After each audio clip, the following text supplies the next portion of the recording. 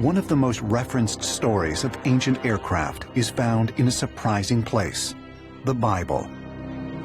In the book of Ezekiel, the prophet describes a flying chariot containing wheels within wheels and powered by angels.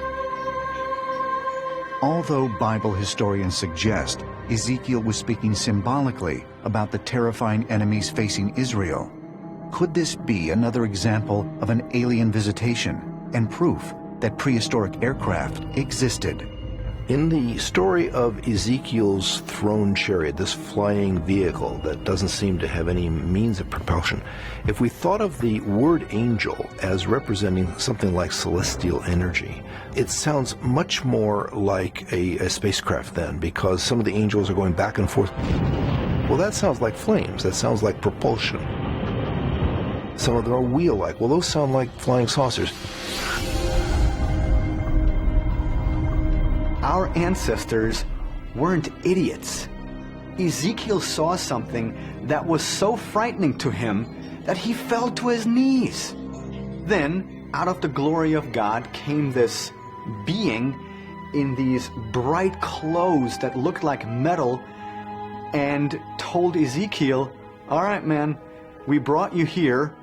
We want you to measure this monument, this building."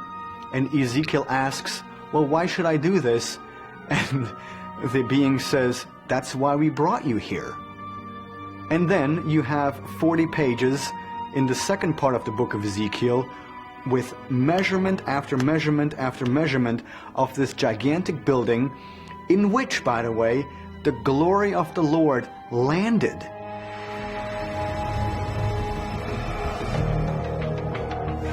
In the early 1970s, NASA scientist Joseph Blumrich set out to disprove the theory that what Ezekiel witnessed was a spaceship.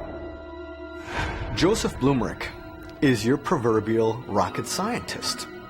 He worked on the moon project for NASA, and from the mind of a rocket engineer, started to look at what was written in the first part of the book of Ezekiel, and after many months of research, Joseph Blumrich came to the conclusion that what Ezekiel described in his eyewitness report, it was indeed a type of spacecraft.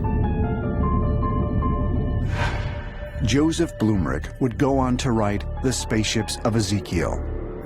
Several years later, a German structural engineer named Hans Herbert Bayer sketched out a blueprint of the second section of the book of Ezekiel, where Ezekiel is told to construct an open-top building to house the flying chariot.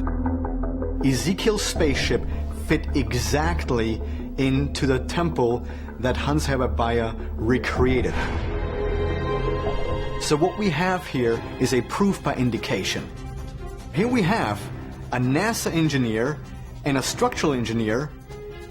They didn't know of each other's work, and both pieces fit together like a puzzle. In any court of law, that's evidence that would hold up. I think that scientists feel uncomfortable with the notion of the lost civilization precisely because the evidence for it is so ambiguous. It's not so in your face that it's immediately obvious. And, you know, the result is that science has not welcomed this idea. It'll take much more evidence before it's widely accepted. The God that I believe in doesn't need a vehicle in which to move around from point A to point B. Whatever was described in the Old Testament wasn't God. It was a misunderstood flesh and blood extraterrestrial whom our ancestors misinterpreted as being divine and supernatural. And why? Because of misunderstood technology. And that is the underlying thread that applies to all of the ancient astronaut theory.